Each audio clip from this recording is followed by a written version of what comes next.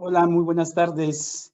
Bienvenidos a una emisión más de su programa Derecho y Humanidad. Hoy día, lunes 25 de enero del año 2021. Gracias por recibirnos en sus hogares. Gracias por estar con nosotros. Yo soy el maestro Esteban Silva Morales y el día de hoy vamos a tener un tema muy importante en el cual el maestro invitado muy querido por Inés, en la cual es su casa también, tiene una amplia experiencia en este tema y asimismo ustedes ya lo conocen y saben de alguna manera él cómo se desempeña académicamente y también profesionalmente. Muy bien, pues tenemos con nosotros al maestro José Antonio Palomares, quien nos va a hablar del tema principios rectores del juicio oral penal. Bienvenido, maestro José Antonio, muy buenas tardes. Sea usted bienvenido a su casa, Inés. Maestro Esteban, muchísimas gracias. Es un gusto para mí estar esta tarde compartiendo un poquito sobre este tema.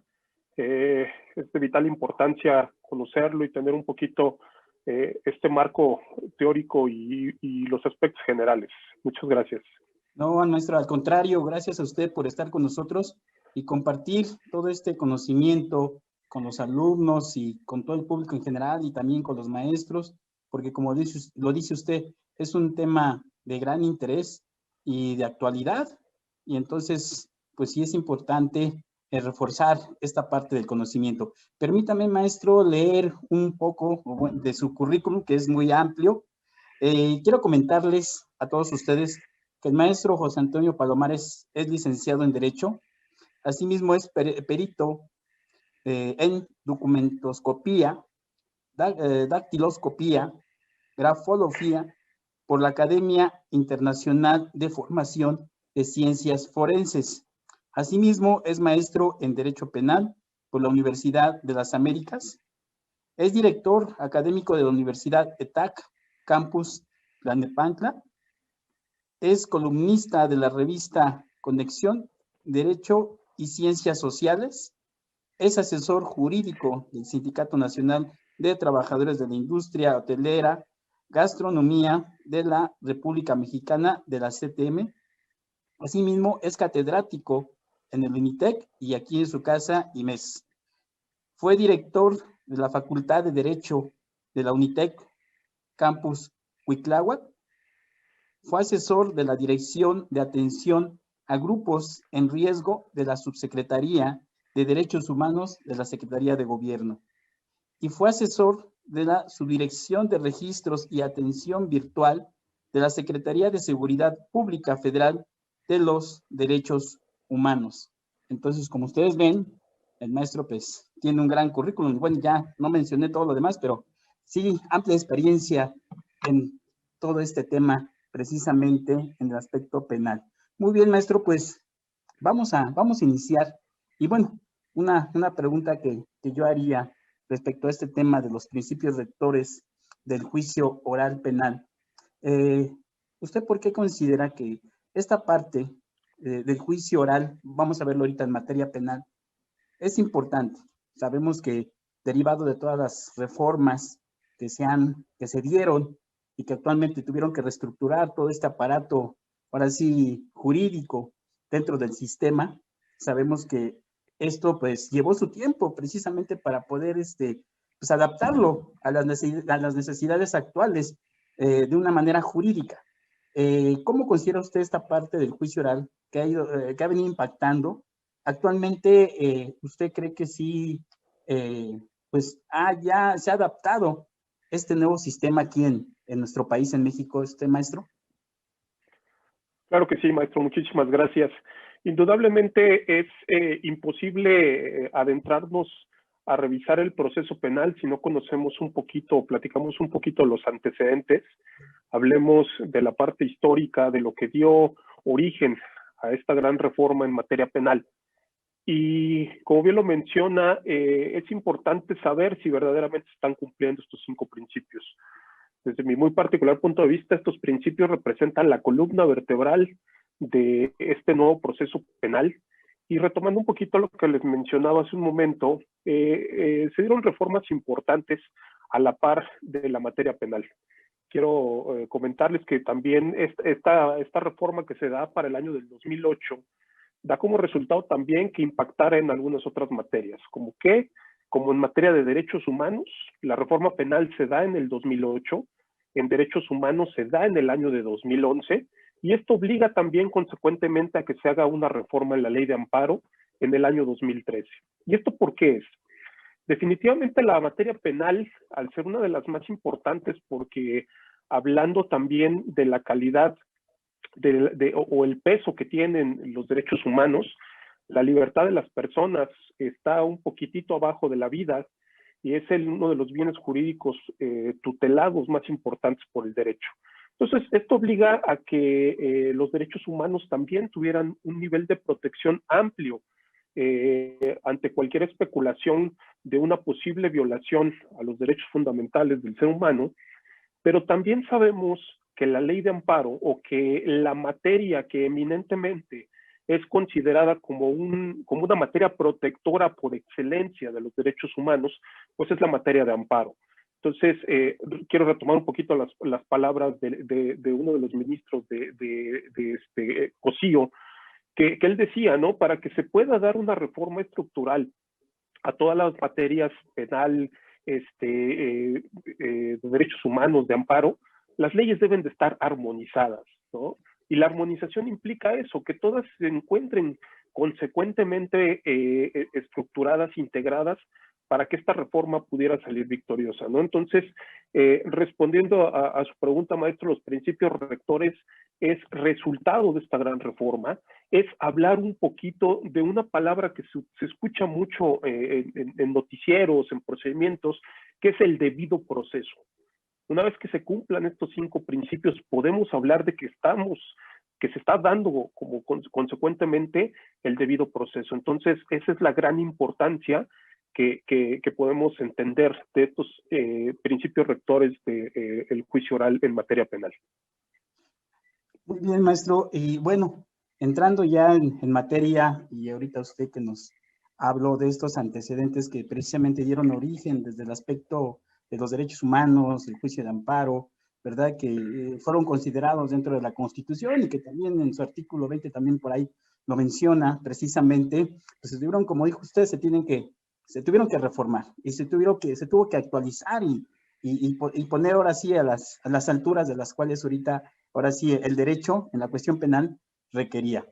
Bueno, hablando de estos principios rectores, no sé, maestro, yo quisiera ver que nos pudiese explicar cada uno de ellos y cuál es la amplitud que tiene y el impacto que puede generar precisamente en los abogados, en los estudiantes, en los postulantes, en lo que es la materia y ya más específicamente en penal. Claro que sí, con todo gusto.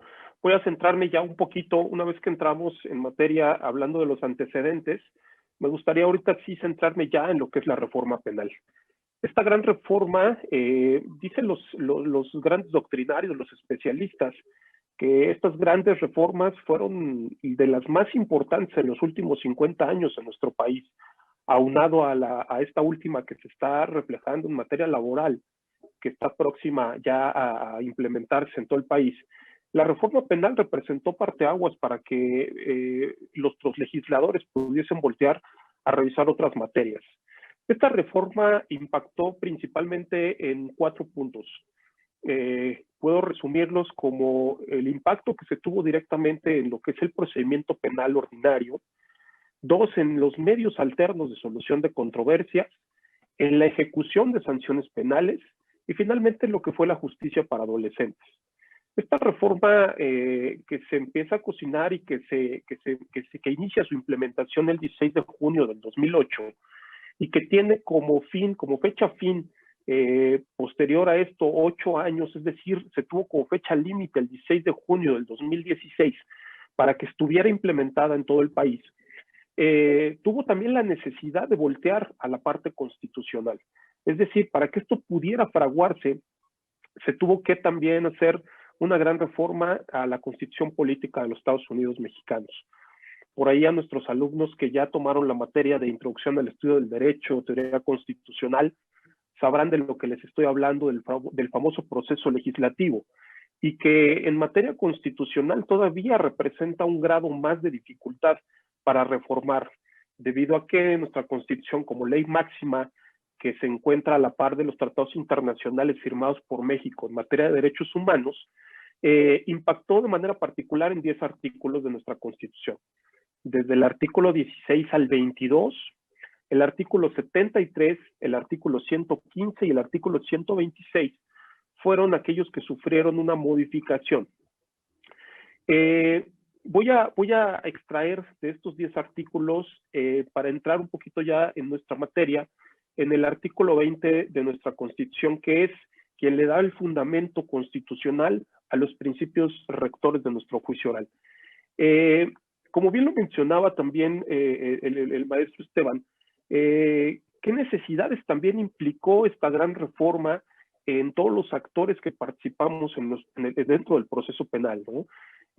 Impactó no solamente a los órganos jurisdiccionales, sino también impactó a los abogados litigantes, a los abogados defensores, al propio imputado, a todos, pero también incluso va más allá esta reforma, ¿no?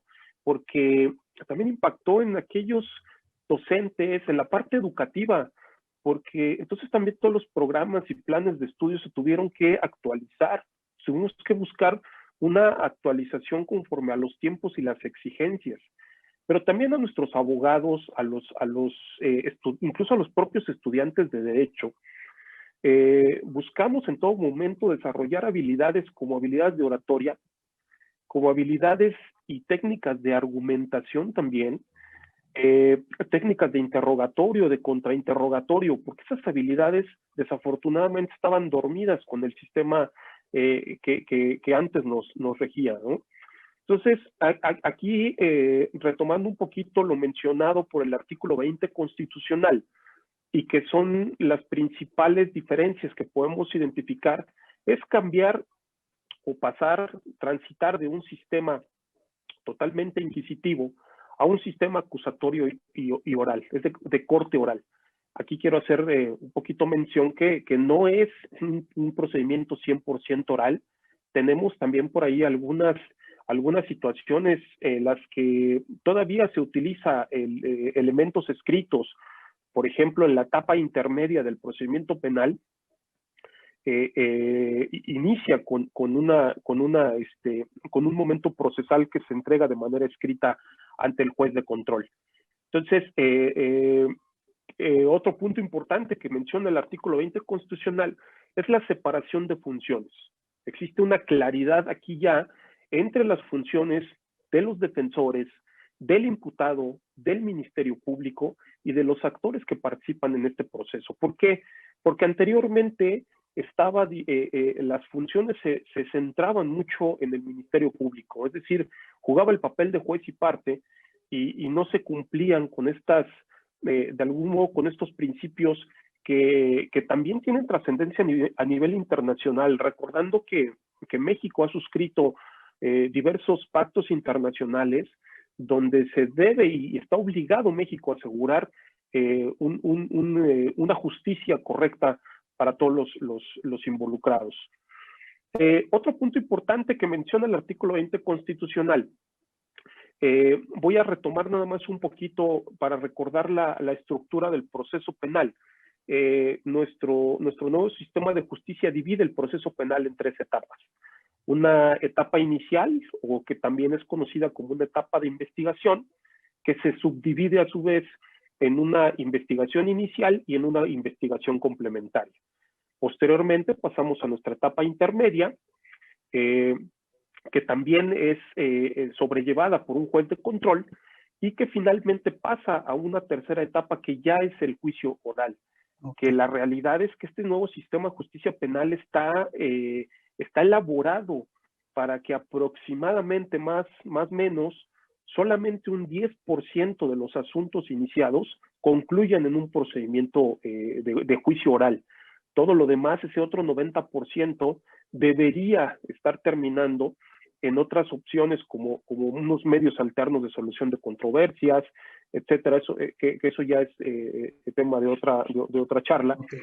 y que finalmente el artículo 20 permite eso, que un juez de control de la etapa inicial o un juez de control de la etapa intermedia no tengan acceso a las carpetas de investigación. Es decir, estos jueces de manera progresiva se van a ir enterando de estas necesidades o de estas funciones que se van desarrollando a través del proceso, y es una de las características, ¿no? Es decir, aquí el juez van a ser diferentes jueces en la etapa inicial, en la etapa intermedia y en la etapa de juicio oral. Ok, muy bien, maestro. Pues qué interesante. Mire, vamos a una pausa, regresamos, y sí nos gustaría ahorita, regresando del corte, podamos retomar esta parte que nos está explicando usted sobre las etapas y esta parte también de las funciones que son muy importantes y determinantes, porque en la actualidad a veces pues por ahí existe alguna confusión. Entonces sí nos gustaría que pudiésemos apuntar también sobre esta parte. Muy bien, maestro, pues vamos a una pausa, regresamos. Este es tu programa Derecho y Humanidad. No te vayas.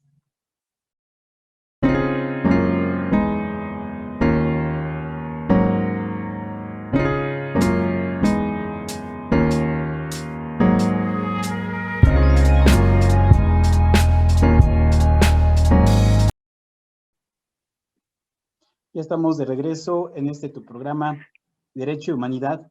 Estamos dialogando con el maestro José Antonio Palomares sobre el tema, los principios rectores del juicio oral en materia penal. Muy bien, antes de dar inicio con el maestro, rápidamente quiero también leer algunos saludos de ustedes. Y bueno, Luis Suárez, buenas tardes, maestro Generación 22, saludos. Y saludos también al ponente. Muchas gracias, Luis Suárez. Brandon López, igual nos envía saludos, al igual que Helen García Uchía. Buenas tardes, gracias, licenciados de Generación 22 de Escolarizado. Liliana Castro, buenas tardes, profesor Esteban, excelente tema. Saludos al maestro José Antonio Palomares. Elías MB, buena tarde, maestro Esteban, excelente tema y excelente ponente. Saludos, maestro José Antonio Ramírez Palomares, licenciatura en Derecho, Generación 19. Vázquez Luis, buen tema. Saludos, maestro José Antonio Palomares. Osvaldo Lemus Luna, buenas tardes, profesor Esteban y profesor José Antonio Palomares. Felicidades por su tema de gran importancia. Edina Vázquez, Generación 26, de igual manera nos envía saludos. Y asimismo, Esmeralda García, un saludo, profesor, siempre un gusto verlo, y asimismo un excelente ponente. Muchas gracias. Saludo de la Generación 26, de igual manera. Bueno, pues tenemos varios saludos aquí para el maestro también José Antonio Palomares, los haremos llegar y así mismo comentando ahorita durante el programa. Pues bueno, pues vamos a retomar porque es un tema muy amplio y bueno, es importante también lo que el maestro ahorita nos está comentando. Bueno, maestro, nos hablaba ahorita también respecto a estos etapas y también funciones que de alguna manera se desarrollan durante esta parte del juicio oral.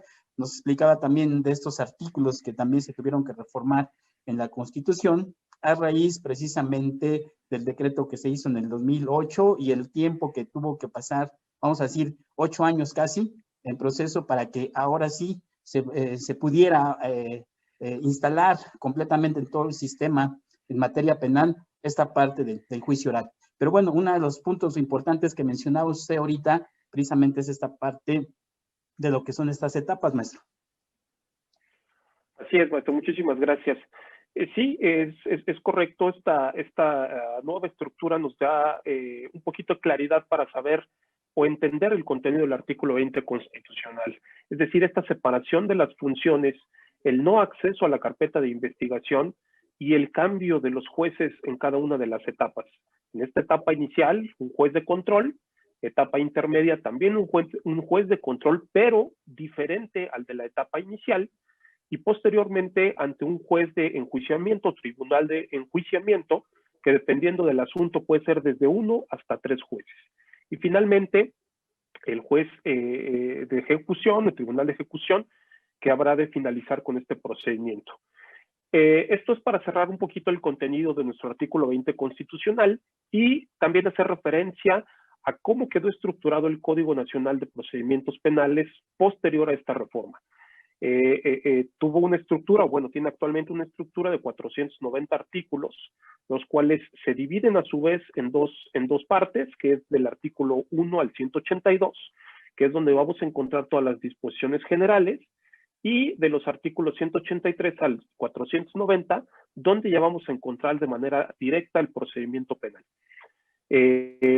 Como referencia solamente, en el 2014 fue donde se hizo la primera reforma al Código Nacional de Procedimientos Penales, y entonces sí, ya teniendo el antecedente del artículo 20 y un poquito la correlatividad del Código Nacional, podemos entrar de lleno a conocer los principios rectores del juicio oral. Por ahí para nuestros alumnos que nos están escuchando, si alguien tiene una constitución, el Código Nacional, importante que lo puedan revisar, abran el artículo 20 constitucional y el artículo 4 del Código Nacional de Procedimientos Penales. Ahí vamos a poder identificar a nuestros 5 principios rectores del juicio oral. Retomando lo que hace un momento les mencioné, es la columna vertebral de nuestro proceso. Para que se dé el debido proceso, deben de estar presentes estos 5 principios. Vamos a ir revisando cada uno de ellos, qué es lo que contiene, a qué nos estamos refiriendo.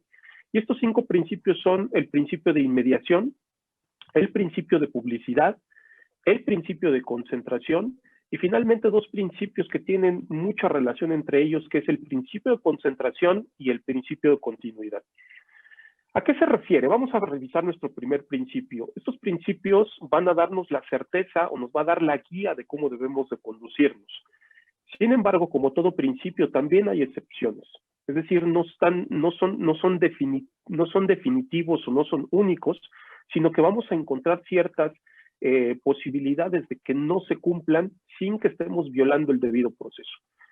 Primer principio, la inmediación. ¿A qué nos referimos con inmediación? Hablar de inmediación es hacer referencia a la presencia ininterrumpida de las partes que deben ser necesarias en todas y cada una de las audiencias en materia penal. Es decir, ¿qué nos permite esta situación? Nos permite primero que exista una comunicación constante de las partes. Es decir, el juez no puede delegar sus funciones o las responsabilidades en otra figura. El juez tiene la obligación de estar presente. Esto refleja una situación, más que un procedimiento o un mandato, yo lo puedo ver también como una situación de humanización.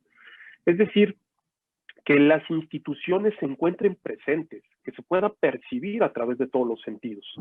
¿Qué es lo que pasaba aquí? A lo mejor por ahí algunos de ustedes tuvo la oportunidad ya en el sistema anterior de visitar alguna audiencia. ¿Qué sucedía antes? Ya sea el Ministerio Público o el juez, estaban un ratito en la audiencia y de repente volteabas y ya no lo veías, ¿no? Se tenía que ir a otra audiencia. O sea, a la misma hora tenían dos o 3 audiencias que atender. Y entonces esta delegación de funciones estaba en otra persona. Entonces, ¿cuál era la única interacción que existía realmente entonces entre las partes? Pues evidentemente era en papel, ¿no? Se interactuaban a través de resoluciones. A veces nunca conocías al juez, nunca lo veías y solamente te enterabas de lo que sucedía por una resolución. Entonces, este principio de inmediación obliga a que todos estén presentes. ¿Y quiénes son los que deben estar presentes? Obviamente el imputado, el defensor, el Ministerio Público, el juez y algunas personas o algunas figuras procesales que también tengan importancia o relevancia del procedimiento.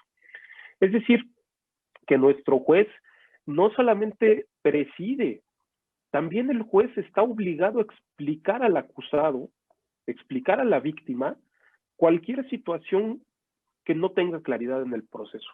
Hay muchos jueces que detienen el proceso para explicarle y le preguntan muchas veces al imputado, ¿no? ¿Estás entendiendo lo que está sucediendo en este momento?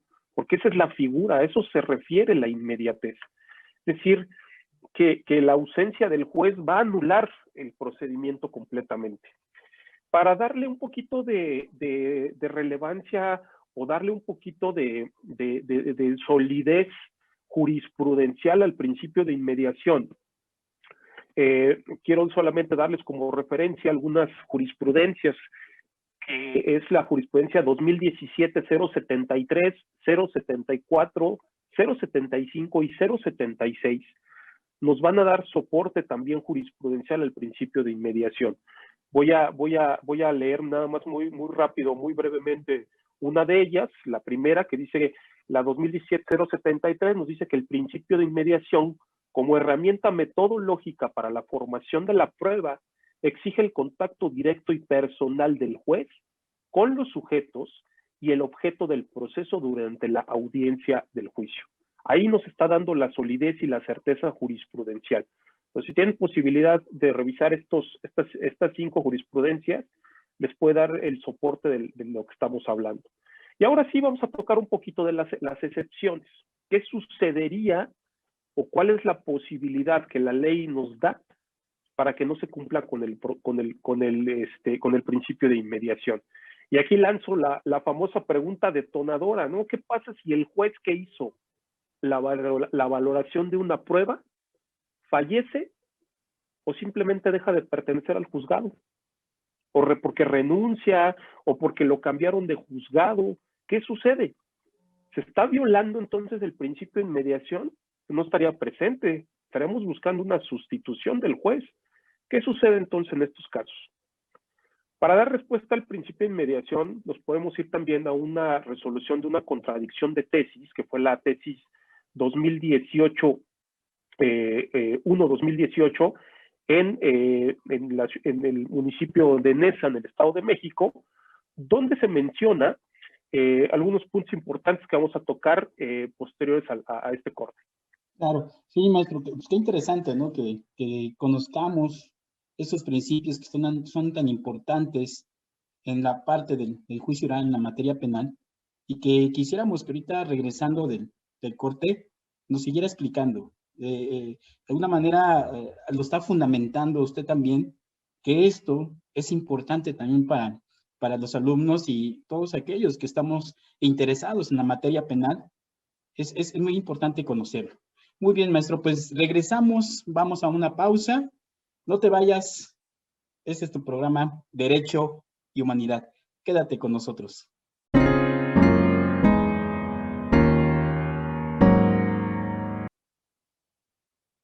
Ya estamos de regreso en este tu programa Derecho y Humanidad. Estamos comentando, dialogando con el maestro José Antonio Palomares sobre el tema de los principios rectores en materia penal en el juicio oral. Bueno, antes de iniciar, rápidamente quiero invitarlos al segundo encuentro de las licenciaturas en Administración y Finanzas e Informática Administrativa IMES 2021, y el primer encuentro virtual de las mismas licenciaturas Administración y Finanzas e Informática Administrativa 2021, que tendrá fecha sábado 6 de febrero del presente año, de 9 a 18:30 horas.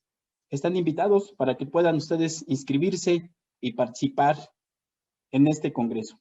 Asimismo, les hago la invitación para que puedan participar con nosotros en un tema muy importante que se llama Semana de la Contrafactualidad en el IMPO. ¿Qué hubiera pensado si con un horario del el día 6, a ver, permítame, miércoles 17 de febrero, de 11 a 12 horas, y el jueves 18 de febrero, de 11 a 12 horas. Asimismo, el lunes 19 de febrero, de 11 a 12 horas, el cual están invitados todos ustedes para que puedan participar, todos aquellos que de alguna manera estamos vinculados con esta parte del aprendizaje, de estudiar una carrera, una licenciatura. Entonces, es de mucho interés. Están invitados todos ustedes. Y asimismo, también invitarlos a aprovechar esta parte, ¿verdad? Que ahorita el maestro José Antonio Palomares nos está hablando en cuestión de materia penal, para que se inscriban a nuestro diplomado de juicios orales, que iniciará precisamente el 6 de febrero. Están invitados. Y asimismo, el curso sobre teoría del delito, que iniciará también el 10 de febrero. El curso es de 6 semanas, El diplomado es de 6 meses. Están invitados para que puedan ustedes inscribirse y tomar este diplomado y este curso. A todo el público y alumnos también. Muy bien, maestro. Pues vamos a continuar rápidamente. Aquí nos hace una pregunta una alumna. Nos dice, ¿qué pasaría qué sucede si no se cumple con algún principio rector durante alguna de las etapas? Nos hace esa pregunta. ¿Qué pasaría si no se llegara a cumplir un principio rector de los que usted está comentando en esta etapa del juicio oral? Asimismo, pues ahora sí le envían saludos, maestro. Aquí una alumna, precisamente Jessica Ramírez, dice, el mejor de los maestros, el maestro José Antonio Palomares, con todo respeto, no cabe duda. Yo también pienso lo mismo, maestro, uno de los mejores maestros aquí del IMES. Claro que sí. Y asimismo tenemos Esmeralda García. Saludos, profesor José Antonio Palomares, un gusto y un excelente docente, y asimismo un excelente tema. Muchas gracias, Esmeralda. Bueno, pues son estos saludos, maestro, reconociendo esta trayectoria, esta experiencia de usted. Muy bien. Entonces, con esta pregunta, maestro, ¿qué nos puede decir al respecto de esta pregunta que hace la alumna? Claro que sí, maestro, muchas gracias. Efectivamente, cuando existe una situación que pone de manifiesto una violación al debido proceso, se tiene que solicitar la reposición del mismo, porque se están incumpliendo con estos lineamientos y estas normativas. Por lo tanto, estamos dejando en un estado de indefensión como tal a nuestro imputado. Entonces, la respuesta sería esa: se tiene que solicitar la reposición del proceso para que pueda volverse a valorar desde las mismas condiciones de justicia y equitativas para todas las partes. Bien, continuando un poquito ya con este tema para cerrar el primer principio, que es el de la inmediación. Retomando también igual la misma pregunta, ¿qué pasa entonces si fallece el juzgador, si deja de pertenecer a este juzgado el mismo juez que estuvo haciendo la valoración como tal de las pruebas estuvo a cargo? La respuesta es, ¿se repone el proceso? No se repone, porque finalmente estamos hablando del juez como institución y no como persona. Es decir, tendríamos que buscar la sustitución del mismo, y tendrá la obligación de allegarse de manera inmediata, una vez que tome este caso, de las constancias escritas, de las videograbaciones, de todos aquellos elementos que le permitan dar conocimiento y continuidad al mismo. Por lo tanto, esta resolución jurisprudencial, que fue la 2017-683, dice que es innecesario completamente reponer el procedimiento. Pasamos al segundo principio, ¿no? Hablamos del principio de publicidad. ¿A qué se refiere la publicidad? Esto se puede apreciar o se puede observar, este principio, cuando las audiencias se llevan a cabo a puertas abiertas. Es decir, que cualquier ciudadano pueda atestiguar el desarrollo de un proceso. Podemos visitar cualquiera de nosotros, de los ciudadanos, no necesariamente que sean abogados.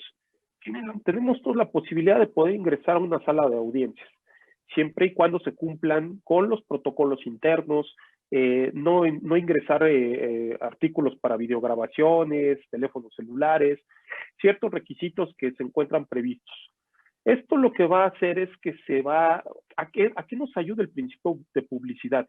Primero, a garantizar uno de los puntos que a nivel internacional México está suscrito, un pacto internacional, que es la garantía judicial.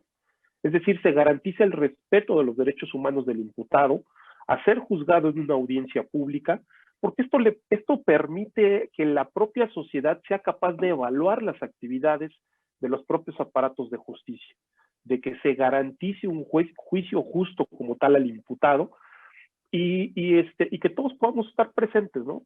Sin embargo, como yo lo mencionaba hace un momento, van a existir ciertas limitantes, que no es posible grabar, no es posible hacer una transmisión de una audiencia, y el Código Nacional de Procedimientos Penales también menciona de manera muy particular a los medios de comunicación, que cuando se encuentre algún medio de comunicación debe notificarlo de manera inmediata al juez, que es alguien o es integrante de un medio de comunicación, para que inmediatamente tenga conocimiento. ¿Cuáles son las excepciones al principio de publicidad? Bueno, pues cuando exista peligro a la integridad de alguna de las partes que se encuentren en el desarrollo de la audiencia, ahí se podrá limitar el ingreso de personas ajenas o extrañas al propio procedimiento. Cuando exista también la afectación o que se presuponga una afectación a la seguridad pública, a la propia seguridad nacional, también puede existir una limitación. Cuando también se esté tocando, se esté analizando algún caso donde exista la revelación de algún secreto particular, algún secreto comercial, de propiedad industrial o alguna situación de carácter oficial, también se podrá restringir como tal el acceso a las personas. Y finalmente también cuando estemos hablando de menores, alguna situación que afecte el interés superior de los niños, o también cuando se trate de delitos de carácter sexual, ¿no? Alguna violación, alguna situación que violente la intimidad de la propia persona, también se podrá limitar como tal la presencia del mismo. Tercer principio, principio de contradicción, uno de los principios más importantes del procedimiento penal. Este principio garantiza el derecho que tienen las partes para controvertir aquellas manifestaciones, aquellos argumentos, alguna prueba presentada, ¿no? ¿Y por qué sucede esto? Pues porque definitivamente una historia contada solo por una de las partes pierde credibilidad, ¿no? Esa es una realidad. Tenemos que ser oídos y vencidos en juicio. Tenemos que tener la misma oportunidad de revertir o de controvertir cualquier argumento que hagan en nuestra contra. Entonces, es uno de los puntos importantes que se tienen previstos. Si partimos que todos los litigios es un conjunto de intereses contrapuestos, hablamos también de la presunción de la inocencia también, ¿no? Es decir, asegurar el debido proceso. Aquí se percibe incluso la calidad de la información, se respetan los derechos de las partes, pero creo que lo más importante es que se permite un equilibrio e igualdad de oportunidades ante el juez, tanto como imputado, tanto como víctima. Todos tenemos el mismo derecho para poder controvertir y debatir como tal en presencia del juez este propio principio, ¿no? Tiene excepciones como todo, sí, por supuesto. El principio de contradicción se va a dar, retomando lo que explicaba hace ratito de la parte de la primera etapa del procedimiento penal, que es la etapa inicial. Sabemos que se divide a su vez en una investigación inicial y en una investigación complementaria. Es decir, todos estos registros, ¿cómo inicia la etapa inicial del procedimiento penal? Con una denuncia o una querella. A pesar de que esos ya son actos que se están llevando dentro del propio procedimiento, pues definitivamente no es permisible elegir el principio de contradicción, ejercerlo, porque la contraparte todavía ni siquiera ha sido notificada de que existe una denuncia o una querella en su contra. Entonces, por obvias razones no se puede dar la contradicción, ¿no? Qué fabuloso sería para los abogados que desde ese primer momento pudiéramos ejercer la parte de la contradicción, pero es imposible, ¿no?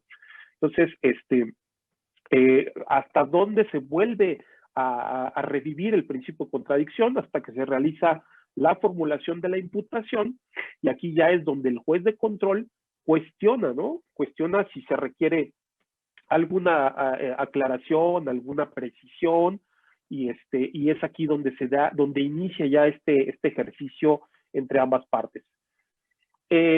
Vamos a pasar a otros dos principios que yo siempre que los explico muy de la mano, porque tienen mucha interrelación, y déjenme decirles que muchas veces se suele confundir estos dos principios, ¿eh? Me ha tocado escuchar abogados ya en el ejercicio que piensan que estamos hablando de lo mismo, cuando la realidad es completamente distinta, ¿no? Hablar de un principio de concentración es aludir a que todas las actuaciones procesales se deben realizar lo más próximas posibles entre sí y deben de ser preferentemente en un solo acto. En otras palabras, que se lleven la mayor cantidad de actos procesales en una misma audiencia, ¿no?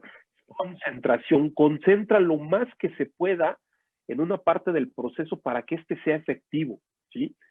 ¿Y cuál es la finalidad de esto? Pues porque el juez conserva más fácilmente en la memoria toda la información de la que se está llegando. ¿Qué sucedía antes? Antes te recibían a un testigo y si bien te iba en 2 meses, te recibían al siguiente, ¿no? Y en 3 meses al otro. Y eso daba como resultado que se olvidara realmente, que se perdiera una propia esencia de lo que teníamos. Entonces, el juez no tenía una visión global, ¿no? Sino era fraccionada. Esto quiero darle un poquito de soporte al principio de concentración ahora con doctrina. Un texto por ahí que encontré de el maestro Sergio García Ramírez, que tiene a bien decir, ¿no?, que el principio de concentración dice que en el principio de concentración se reúnen los actos procesales fundamentales, pruebas y alegaciones eventualmente a la misma sentencia, en una audiencia o en un número reducido de audiencias. Sergio García Ramírez. ¿Qué quiere decir con esto? Que al menos buscar que en una audiencia se lleven pruebas, alegatos y eventualmente la propia sentencia. Es decir, nuestra etapa inicial, nuestra etapa intermedia o nuestra etapa de juicio oral, que se realicen la mayor cantidad de actos posibles para que esto sea más transparente. Eso se refiere a la concentración. Concentremos el mayor número de actos posibles. Excepciones al principio de concentración. La ley permite, de manera particular, el Código Nacional de Procedimientos Penales permite suspender el proceso hasta por 10 días. Esto puede darse por alguna situación de ausencia de las partes, por alguna enfermedad, y este principio se presentó mucho en este momento que estamos viviendo, en situaciones de pandemia. Se suspendieron por hechos naturales. ¿Es posible suspenderlo? Sí. En sentido estricto se estaría violando como tal este principio tanto de continuidad como de concentración. Pero ¿qué sucede? Que hay una causa de justificación, un hecho natural que nos hace imposible darle continuidad a este proceso. Entonces, ¿qué pasa? ¿Qué sucede si ya hay un avance y se declara como tal una violación al principio de concentración? Se va a declarar nulo todo lo actuado hasta que se reactiven las condiciones necesarias para refrescar el procedimiento. Se va a tener que reponer una vez que las condiciones estén, y estamos actualmente con muchos casos así. Hay muchos casos que se va a decretar la nulidad de lo actuado hasta el momento, y una vez que se regrese a la presencialidad, se van a tener que volver a retomar todos estos casos para volver a darle continuidad. Eso era importante, ¿no? Muy bien, maestro. Pues vamos a una pausa y regresamos para retomar estos dos últimos principios que ahorita faltan y que nos va a comentar usted como parte de esta columna vertebral que nos explicaba precisamente en la materia penal ya en la cuestión del juicio oral, y que, bueno, esto debemos de conocerlo muy a fondo porque es fundamental para todo estudiante, postulante o abogado, ya desarrollarlo dentro ya, en este caso, dentro del desarrollo ya práctico, ¿no? Ya en la materia del derecho. Muy bien, pues regresamos, vamos a una pausa, no te vayas, regresamos a tu programa Derecho y Humanidad.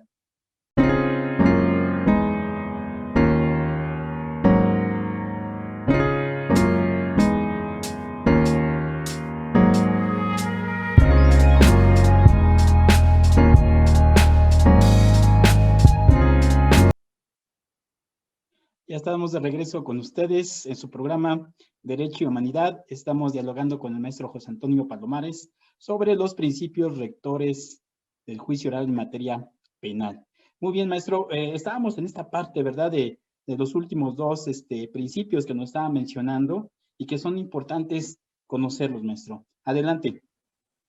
Muchas gracias, maestro. Efectivamente, estos últimos principios que estábamos revisando de manera conjunta, era este principio de concentración, que era concentrar el mayor número de actos posibles en una misma audiencia.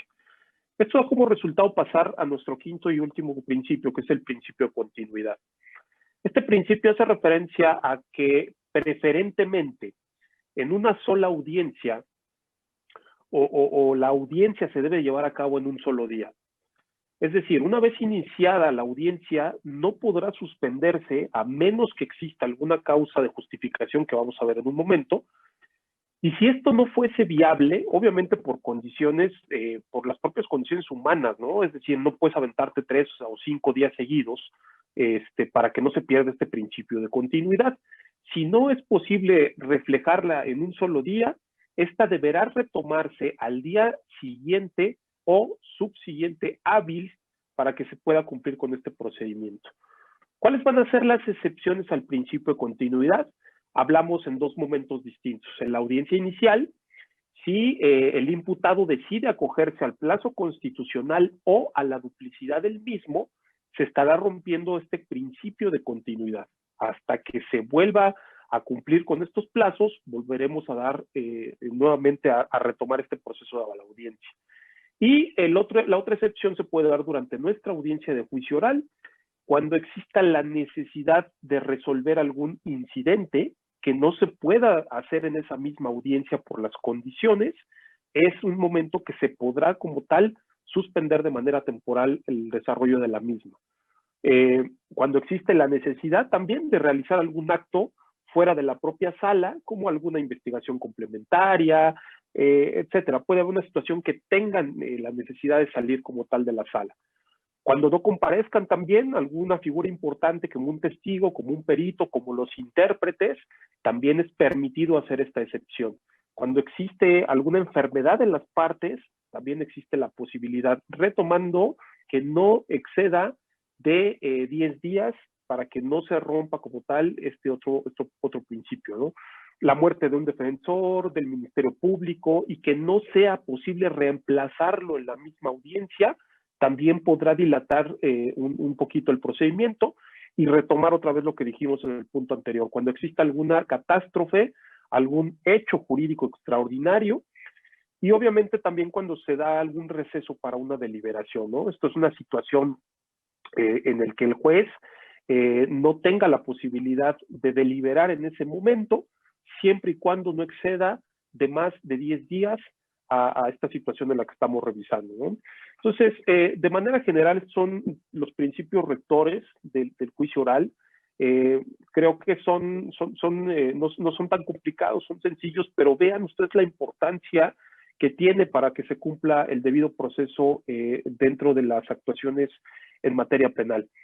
Entonces, mi invitación es para que ya con un poquito más de tranquilidad puedan revisar el contenido del artículo 20 y el contenido del artículo del Código Nacional de Procedimientos Penales, para que puedan tener un poquito más el panorama, una mayor amplitud, e invitarlos, ¿no?, a que cuando sean parte de algún procedimiento, sean ustedes ya estén al frente de cualquier procedimiento penal, cuiden siempre estos principios, ¿no? Parecen básicos, pero vean ustedes la importancia que tienen o la relevancia que pueden tener para buscar la nulidad incluso de un procedimiento, ¿no? Maestro Esteban, esto es el cierre de los principios.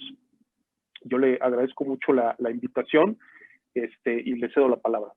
No, maestro, gracias. Al contrario, como decía, estos principios importantes que debemos de conocer en esta parte de la materia penal y más en todo este nuevo proceso que de alguna manera está transformando y ha cambiado en la materia de los juicios orales, y ahorita precisamente atribuyéndolo a esta parte de los juicios orales. Y como usted lo decía, ¿verdad?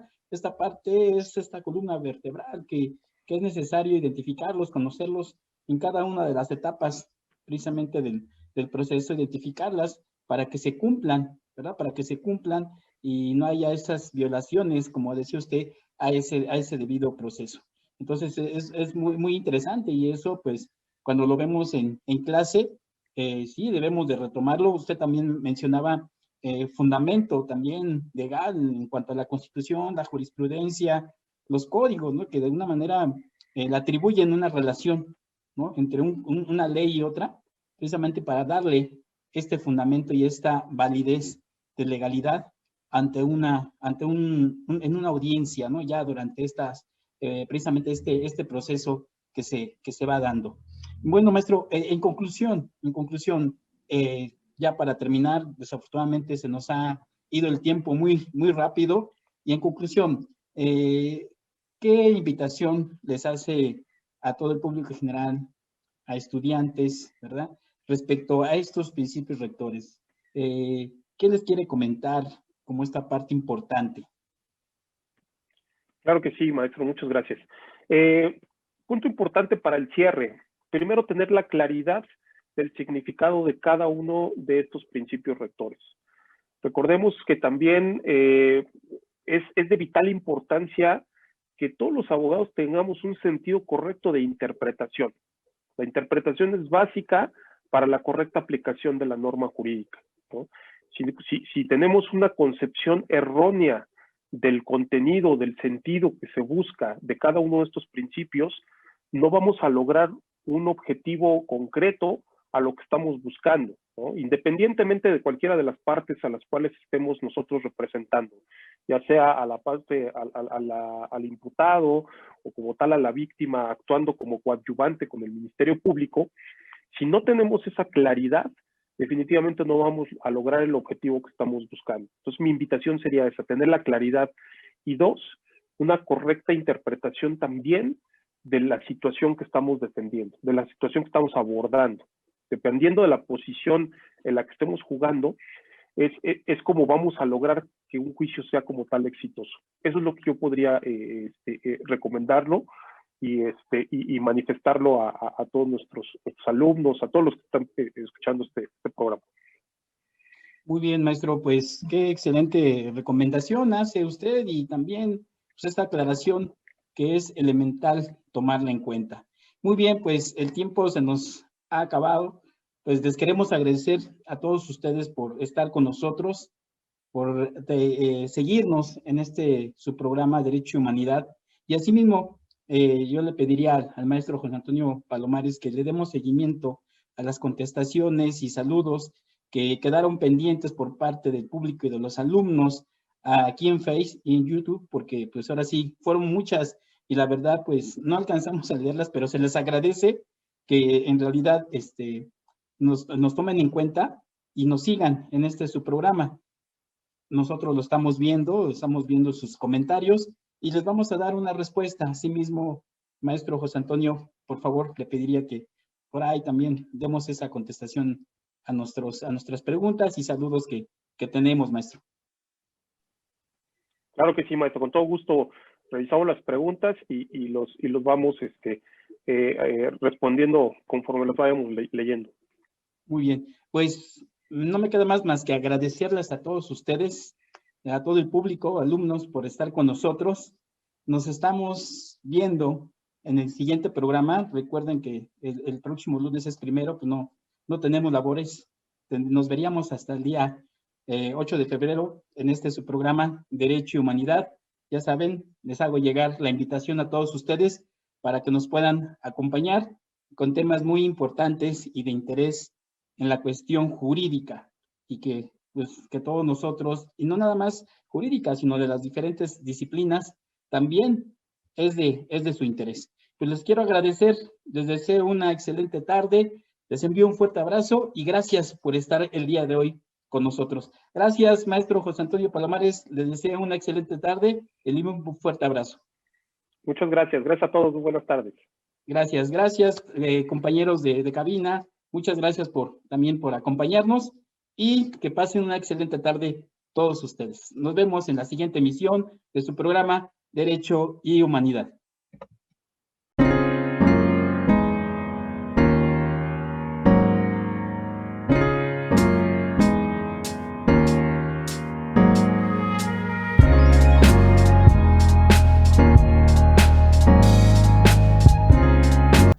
Si te gusta el contenido, dale like al video.